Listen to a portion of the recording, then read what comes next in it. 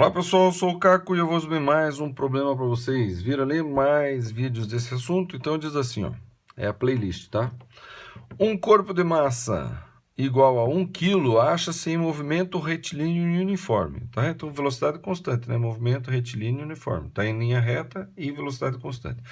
Num certo trecho da sua trajetória, faz-se agir sobre ele uma força que tem a mesma direção do movimento. Então, se ele está indo para lá, a força está indo para lá. Então, ele vai ir mais rápido. E que varia com o tempo. A força varia com o tempo. Tá aqui, então, à medida que o tempo anda, ó, a força aumenta e depois diminui. Daí aqui, ó, a força fica o quê? Negativa. O que significa essa força negativa? Que ela é contrária ao movimento. Então, daqui até aqui, a força é contrária ao movimento. Interessante. Então, aqui, ó, ela está fazendo um impulso positivo na mesma direção. Então, está empurrando esse objeto cada vez mais rápido. Daqui para cá, o impulso é negativo. Então, ele vai segurar um pouco esse objeto, tá? Então, vamos lá. Nesse trecho, tá? Conforme o gráfico, ó, o movimento varia com o tempo conforme o gráfico, tá? Nesse trecho, nessas condições, qual a variação da velocidade ΔV do corpo? Qual a velocidade? A variação da velocidade ΔV do corpo.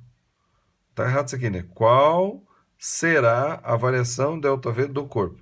Esse terá aqui veio errado, mas tá bom. Tá? Então o objeto está indo para lá. Um corpo de massa está indo para cá. Em algum momento ele sente uma força para lá. Então ele está indo para lá e ele sente uma força nesse sentido, que varia com o tempo, conforme está aqui. Tá? Isso durou o quê? 0 a meio segundo. Então é rápido isso aqui, tá? É questão de meio segundo, a força aumentou, diminuiu, foi contrária e zerou. Certo? Isso que aconteceu.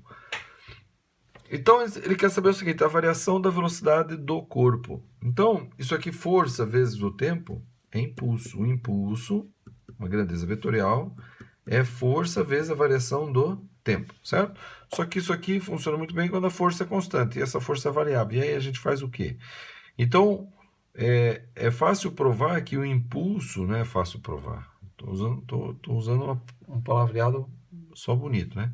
Na verdade, existe uma fórmula, né, que prova, através de integral, de que para calcular o impulso de uma força variável ao longo do tempo, basta eu calcular a área entre o gráfico da força pelo tempo e o eixo do tempo. Então, essa área aqui embaixo, ó, ela vai dar o impulso de 0 a 0,4. E essa área aqui embaixo, ela vai dar o impulso também? Vai dar o impulso de 0,4 até 0,5. Só que a gente percebe que esse impulso é negativo, tá? Mas a gente continua calculando o impulso da mesma forma, como a área entre o eixo do tempo e a curva, ou o gráfico, né? Tá? Então vamos lá, assim, ó. Então, tá, mas e como é que eu vou achar a variação da velocidade? Então, a gente lembra que o impulso, ele gera o quê? Ele gera uma variação da quantidade de movimento, que também é vetorial, certo? Só que o que é a variação da quantidade de movimento? É a quantidade de movimento final menos quantidade de movimento inicial. Tudo vetorial também, certo? Só que eu preciso usar vetor aqui? Não preciso. Por quê? Porque ele está na mesma direção. Ele está numa direção só, o eixo X, por exemplo. Então, todas essas grandezas vetoriais, elas ocorrem nessa direção, tá? Conforme está falando no enunciado, tá bom? Então, ó, o impulso vai ser o quê? Vai ser a área aqui embaixo, tá? Tempo, eu nem preciso, né? Se eu quiser saber a força média, eu poderia usar a variação do tempo e a área calculada aqui embaixo, calcular a força média. Mas não é isso que ele pede, tá? Nem quer saber da força média. Então, a variação da quantidade de movimento vai ser a quantidade de movimento final vezes a quantidade de movimento inicial. E isso daqui vai ser o quê? Vai ser a massa vezes a velocidade final menos a massa vezes a velocidade inicial. Porque só um corpo só é massa 1 kg, né? E isso daqui então vai ser o quê? Massa vezes velocidade final menos velocidade inicial. Só que o que é velocidade final menos velocidade inicial? É a variação da velocidade, que é o que ele quer saber. Então, o impulso, vamos calcular o impulso pela área, tá?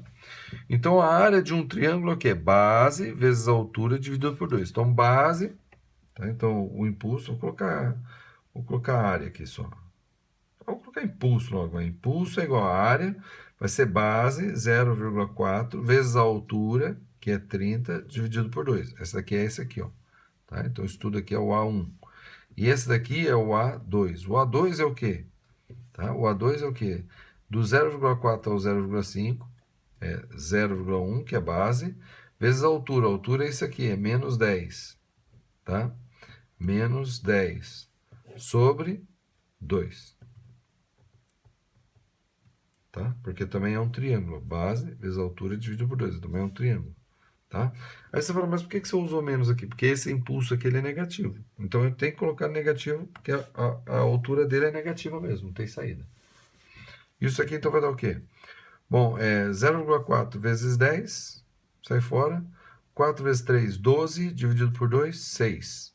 O 0,1 vezes 10 sai fora. Então 1 vezes menos 1, dividido por 2, menos 0,5, né? 1 dividido por 2 é 0,5.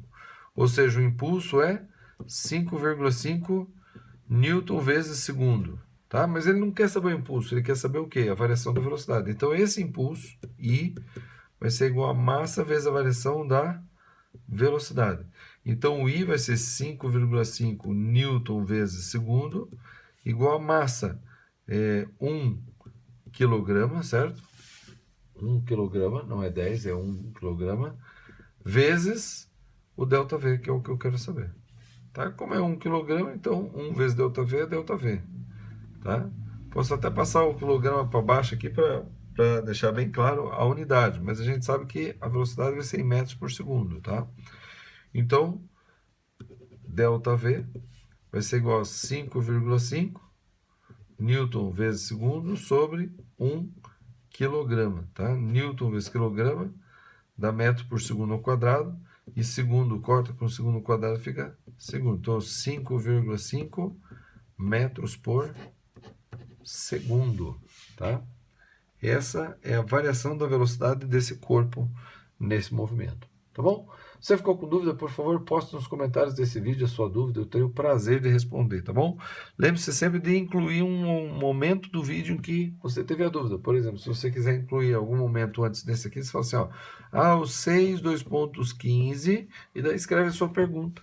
Sem problema nenhum, que eu vou ver isso aqui e vou procurar dentro do vídeo, exato momento do vídeo que você teve a dúvida. Tá bom? Curta o vídeo, inscreva-se no canal, compartilhe com quem você conhece. Então, vamos que vamos e até a próxima.